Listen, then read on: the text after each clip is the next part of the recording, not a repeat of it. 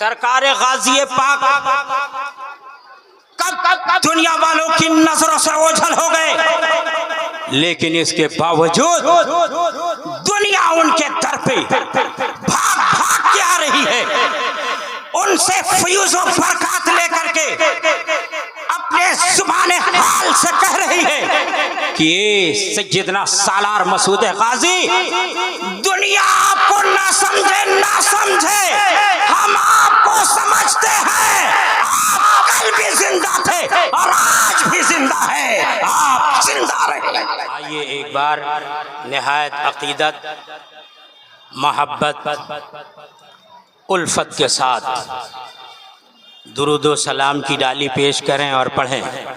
अल्लाहुम्मा सल्ली अला सय्यदिना व मौलाना मुहम्मद मअदिनिल जूदि वल करम व आलिहि व बारिक व सल्लिम सलातुम व सलामन अलैका या रसूल अल्लाह, सलातुम व सलामन अलैका या हबीब अल्लाह। हज़रात, आज हम सब लोगों की ये मुश्तरका खुशनसीबी है कि शहीद आज़म हिंदुस्तान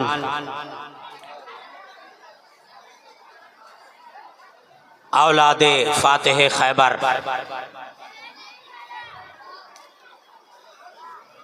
मजहर ईसा अलैहिस्सलातु वस्सलाम सरखैल औलिया सैयदुश शुहदा साहिबुल बरकात हुजूर सैयदुना सालार मसूद गाजी रज़ी अल्लाह ताला अन्हु के उर्स सरापा कुद्स में शिरकत कर रहे हैं। आज हमारी आंखें देख रही हैं, आप मुशाहदा कर रहे हैं कि जरा इसकी आवाज़ बढ़ाई जाए। आज हमारा मुशाहदा कर रहे हैं, देख रहे हैं कि गाजी पाक का ये ऐवान लगा हुआ है। ये गाजी पाक का इंतज़ाम किया हुआ पार्लियामेंट है, जिस पार्लियामेंट के अंदर बड़े बड़े महताब हाजिर हैं। ये महताब इल्म के कवाकिबो नुजूम, जगमगाते हुए सितारे स्टेज पर तशरीफ फरमा हैं, मौजूद हैं। ये गाजी पाक ने खुसूसी करम फरमाया है कि हम लोगों को अपने पार्लियामेंट में बुलाया है और आप सब लोगों को उन्होंने अपनी बारगाह में बुलाकर आज अपने करम की बारिश फरमा रहे हैं और अपने दर से भीख अता कर रहे हैं। याद रहे कि दुनिया के कॉलेजों से, दुनिया की यूनिवर्सिटीज से जो इल्मो फजल हासिल करते हैं और फिर कौम के दिल में अपनी जगह बनाते हैं, उसके बाद कौम से वोट हासिल करते हैं, फिर मुल्क के पार्लियामेंट में बैठते हैं। लेकिन अगर कुरान और हदीस का जब कोई इल्म हासिल करता है और आलिम व फाजिल बनता है तो वो औलियाए किराम की पार्लियामेंट में बैठा करता है। और मुझे कहने दिया जाए, जब हकीकत में कोई आलिम बनता है, कोई फाजिल बनता है, कोई हाफिज़े कुरान बनता है, तो बारगाहे मुस्तफा में उसे ऊंचा मकाम मिलता है। बेशक वो मुस्तफा जाने आलम के पार्लियामेंट में बैठने की जगह पाता है। आज सरकारे गाजी रजी अल्लाह ताला अन्हु ने हमको और आपको बुला करके ये पैगाम दे रहे हैं सरकारे गाजी कि अगर तुम्हें हमारा फैज लेना है तो हमारे मिशन पे आ जाओ। हजरत अल्लामा मौलाना फारूक साहब क़िबला ने बहुत मुख्तसर लफ्जों में बहुत बड़ा पैगाम आपके हवाले किया, और इनसे पहले हजरत अल्लामा मौलाना मुफ्ती कमरुद्दीन साहब माशाअल्लाह, उन्होंने भी बहुत जबरदस्त पैगाम आपके हवाले किया। आप खूब महसूस हुए। यकीनन सरकारे गाज़ी पाक का पैगाम यह है कि आप अल्लाह के नेक बंदे बन जाओ, तकवा शियार बंदे बन जाओ, तुम नेक बंदे बन जाओ, सादतमंद बन जाओ। अगर अल्लाह के नेक बंदे बन जाओ तो तुमको दुनिया की जरूरत न होगी, बल्कि दुनिया तुम्हारी तरफ आएगी। सरकारे गाज़ी पाक कब दुनिया वालों की नजरों से ओझल हो गए, लेकिन इसके बावजूद दुनिया उनके दर पे भाग भाग के आ रही है। उनसे फ्यूज़ और बरकत लेकर के अपने जुबान हाल से कह रही है कि ये सैयदना सालार मसूद गाजी दुनिया आपको ना समझे ना समझे, हम आपको समझते हैं। आप कल भी जिंदा थे और आज भी जिंदा है, आप जिंदा रहे। कुरान ने उनकी जिंदगी का ऐलान कर दिया है। दुनिया की कौन सी ताकत है जो उनकी अजमतों का इनकार कर सके। आज उनकी अजमतों का चराग रोशन है।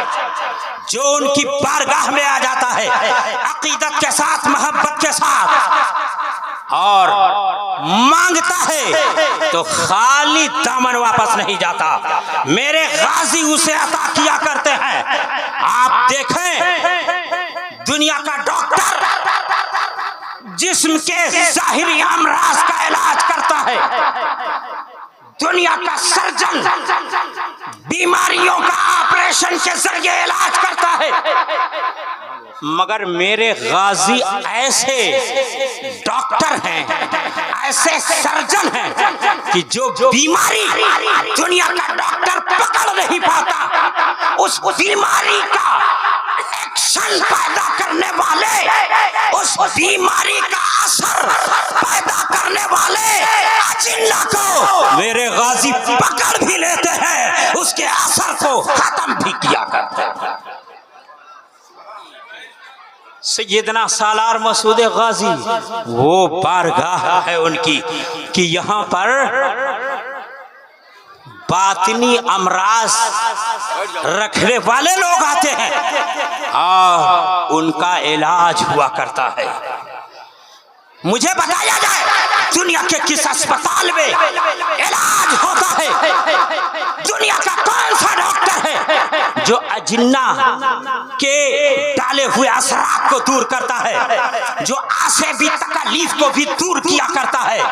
रब्बे करीम का लाखों लाख एहसान है हिंदुस्तान की सरजमीन पर कि हजरत सैयदना सालार मसूद गाजी की शक्ल में एक अजीम मुआलिज और एक डॉक्टर की हैसियत से अल्लाह ने बहराइच की सरजमीन पर डाल दिया है, भेज दिया है, उनकी जलवा अफरोजी कर दी है। और कछौछा चले जाओ, मखदूम अशरफ जहांगीर समनानी की जलवा अफरोजी है, हजरत अलाउल हक पंडवी की जलवा अफरोजी पंडवा में है। और पूरे हिंदुस्तान का राजा हजरत ख्वाजा मोइनुद्दीन अजमेरी को मेरे मुस्तफा ने बना के भेज दिया। बेशक बेशक बेशक, सुभान अल्लाह सुभान अल्लाह। तो ये वो बारगाहें हैं, इनकी अज़मतें ऐसी हैं, यहाँ से लोगों को अगर कोई भगाए तब भी नहीं कोई भागे, कोई यहाँ से जबरदस्ती हटाए तब भी यहाँ से लोग हटते नहीं हैं। सख्त ठंडक है, लोग चले आए हैं, यहाँ बैठे हुए हैं, गर्मी होती है तब भी लोग चले आते हैं, दिन में भी लोग भागे चले आते हैं, रात में भी आते हैं, सुबह भी चले आए हैं, और सबके सब आते हैं गाज़ी पाक की बारगाह में। आने के बाद अपने अपने एतबार से अपना अपना मुद्दा रख रहे हैं। कोई कह रहा है गाज़ी पाक मैं बीमार हूँ, शिफा चाहिए। कोई कहता है गाज़ी पाक मैं भूखा हूँ, मेरे लिए खाने का इंतजाम नहीं होता है, करम फरमा दीजिए, रब की बारगाह से दिला दीजिए। मेरे गाज़ी पाक की दुआ होती है। फिर वो बंदा जो परेशान मोहताज रहा करता था, फाका कश रहा करता था, उसकी फाका कशी खत्म होती है, उसके खाने का इंतजाम होता है। कोई औलाद आता है, औलाद मांगता है, सरकार गाजी की तरफ से करम होता है, उसकी दुआ कबूल होती है, गाज़ी पाक का करम होता है, उसका दामन कहरे मुराद से भर जाता है। कोई परेशान किसी तरीके से आता है, उसकी परेशानी दूर होती है। यहाँ पर ना तो मजहब देखा जाता है, ना तो धर्म देखा जाता है, हर धर्म के लोग चले आए हैं, हर एक आता चला जा रहा है, जब ईसाई कर रहा है, पेशानी झुका रहा है, अपना सर झुका रहा है, और यही कह रहा है ए मेरे गाज़ी पाक करम फरमा दो। खुदा की कसम ये निगाहें देख रही है, एक इंसान जमीन पर होता है, लोगों पर हुकूमत करता है, मगर मेरे गाज़ी जमीन में है, हुकूमत कर रहे हैं, जमीन पर थे, हुकूमत कर रहे हैं। बेशक बेशक, सुभान अल्लाह सुभान अल्लाह। बहुत खूब। और गाज़ी पाक 9 साल की उम्र में ही, 9 साल कुछ महीने में हाफिज भी हुए, कारी भी हुए, क़िराअत के जितने भी तरीके हैं उन सब में माहिर हुए, आलिम भी हुए, फाजिल भी हुए। क्या करामत है मेरे गाज़ी की। 9 साल की ही उम्र में सारे उलूम मुरव्वजा हासिल कर लिए,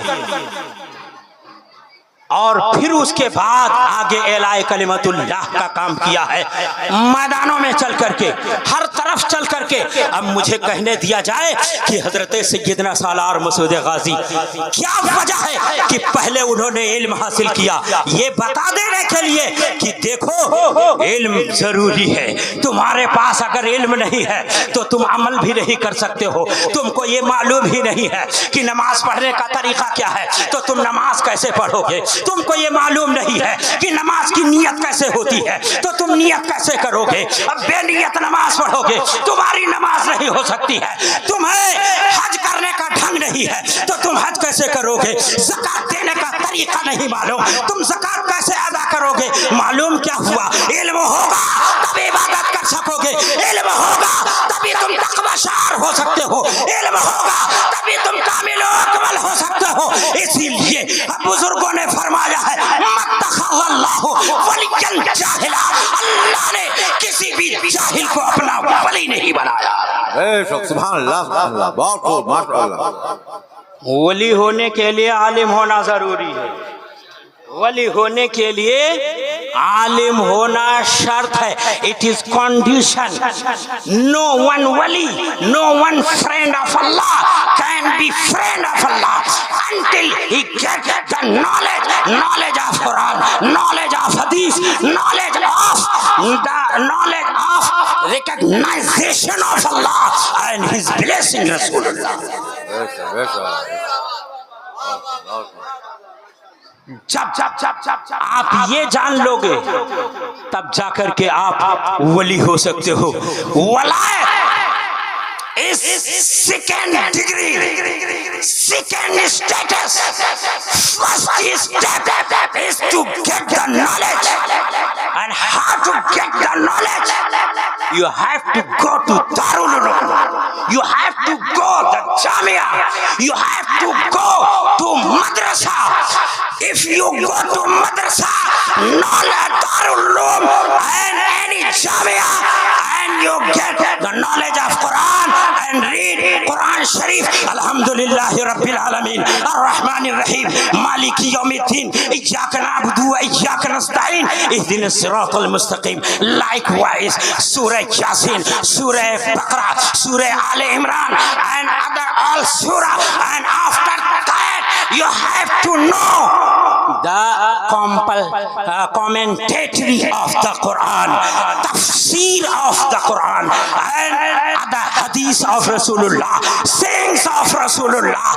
Then you can get the status of friendship of Allah. Walayat कब हासिल करोगे? जब कुरान और हदीस का इल्म हासिल करोगे। क्या वजह है? मेरे मुस्तफा जब मदीने की धरती पर तशरीफ लाते हैं, मस्जिद शरीफ तामीर फरमाते हैं, और मस्जिद तामीर फरमाने के बाद एक जगह का इंतखाब फरमाते हैं। उस जगह का नाम मकाम सुफ़ा होता है। उस मकाम पर मेरे मुस्तफा जलवा पार होते हैं, और सामने अबू बकर बैठते हैं, उमर फारूक बैठते हैं, उस्मान गनी बैठते हैं, सुहैब रूमी बैठते हैं, हजरत खुबैब बैठते हैं, हजरत अब्दुर्रहमान बैठते हैं, और हजरत तलहा बैठते हैं, दीगर सहाबा बैठते हैं, सुहैब रूमी बैठते हैं, सलमान फारसी बैठते हैं, और हजरत अबू हुरैरा बैठते हैं। इस तरह के सहाबा बैठते हैं। मुझे बताया जाए आखिर मुस्तफा क्या कर रहे थे? यही बताया जाएगा। मुस्तफा मकाम सुफ़ा पर बैठकर पढ़ा रहे थे। पढ़ने वाले अबू बकर थे, उमर फारूक थे, उस्मान गनी थे, अजिल्ले सहाबा थे। मुस्तफा पढ़ा रहे थे, सहाबा पढ़ रहे थे। सुभान अल्लाह, बहुत खूब, माशाअल्लाह, माशाअल्लाह, बहुत खूब। इससे पता चला इल्म हासिल करो, मेरे मुस्तफ़ा ने इल्म दिया है। इल्म हासिल करो, इल्म हासिल करने की तरगीब मेरे मुस्तफ़ा ने दी है। इरशाद फरमाया, ताल्लमू किताब अल्लाह, अल्लाह की किताब का नॉलेज हासिल करो। मन ताल्लमा किताब अल्लाह वत्तबा माफी, जो भी किताबुल्लाह का इल्म हासिल करे और उसकी पैरवी करे तो अल्लाह ताला उसे गुमराही से बचा लेता है, उसे गुमराह होने से बचा लेता है। वो वक़ाहु यौमल क़ियामा मिन सुइल हिसाब, और क़यामत के दिन बुरे हिसाब से अल्लाह ताला बचा लेता है। आज हर इंसान दुनिया के अंदर जिंदगी गुजार रहा है, मगर जो ईमान रखता है, जो कुछ शऊर रखता है, जो तर्क रखता है, जो कुछ मारिफत रखता है, वो घबराया हुआ है कि दुनिया की ये 60 साल जिंदगी, दुनिया की ये 70 साल जिंदगी हमारी पास हो रही है, गुजरती तो जा रही है।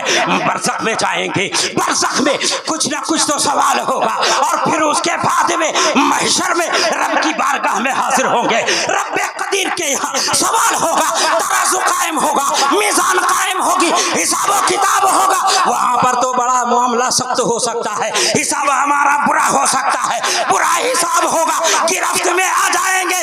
तो इसका बेहतरीन नुस्खा यह है कि अगर बुरे हिसाब से बचना है, मुस्तफा की हदीस की रोशनी में कुरान का इल्म हासिल कर लो, अल्लाह का दिया हुआ इल्म हासिल करो, शरीयत मुस्तफा का इल्म हासिल कर लो। और जब शरीयत मुस्तफा का इल्म हासिल कर लोगे, किताबुल्लाह का इल्म हासिल कर लोगे, उस पर अमल कर लोगे, तो क़यामत के दिन बुरे हिसाब से बच जाओगे। सैयदना सालार मसूद गाजी ने अपनी मुख्तसर सी जिंदगी जो भी गुजारी है, उसमें शरीयत मुस्तफा को आम करने का ही काम किया है, और कुरान की तालीम को आम किया है। कुरान पढ़ते थे, कुरान पढ़ने का दर्स देते थे। आज हमारे घर में कुरान रखा हुआ है, मगर हम पढ़ते नहीं है। आज हमारे ताक में कुरान रखा हुआ है, मगर हम पढ़ते नहीं है। अब तो मोबाइल का दौर है, कुरान जो ताक में रखा हुआ है वो ताक ही में रखा रह जा रहा है। जो कुछ पढ़ने वाले पढ़ना भी चाहते हैं तो मोबाइल ही में पढ़ ले रहे हैं। मेरे प्यारों, कुरान की बरकत लेना है तो वो कुरान खोलो, अपने हाथ में लो, हाथ में कुरान लोगे पकड़ोगे, इसका सवाब अलग मिलेगा। नजर कुरान के पेज पे पड़ेगी, उसका सवाब अलग मिलेगा। और जो तहरीर पढ़ोगे उसका सवाब अलग मिलेगा। जितनी देर तक वो आपके हाथ में रहेगा उतनी देर तक उसका सवाब आपको मिलता रहेगा। इसलिए हमारा यही पैगाम है कि गाजी पाक ने जो कुरान और हदीस का इल्म हासिल भी किया, हासिल करने का पैगाम दिया है, वो अपने सीने से लगाओ। खुद भी कुरान पढ़ो, अपने बच्चों को भी कुरान पढ़ने के लिए लगाओ, अपने भाइयों को लगाओ, अपने पोतों को लगाओ, अपने जो भी खानदान में है उन्हें कुरान से करीब करो। ये कुरान तुम्हें दुनिया में भी रुसवाई से बचाएगा और क़यामत के दिन भी रुसवाई से बचाएगा।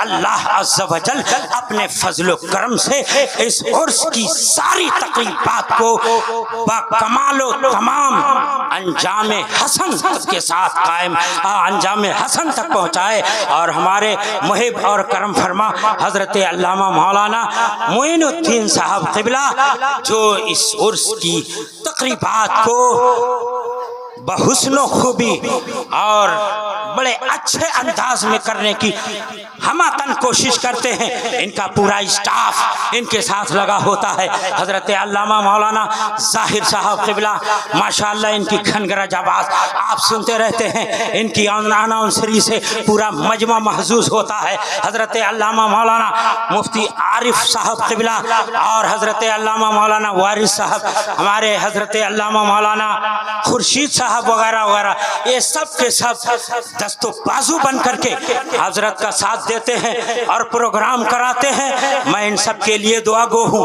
और मैं यही अर्ज करता हूँ, गाज़ी पाक आप अपने तर से आज बड़ा बांट रहे हैं, कुछ कतरात मुझ फकीर को भी अता फरमाए और स्टेज पे जितने हैं इन उलमा को भी अता फरमाए और जो ये मजमा है इन सब पर अपने फयूज़ की बारिश फरमाए। अस्सलाम वालेकुम।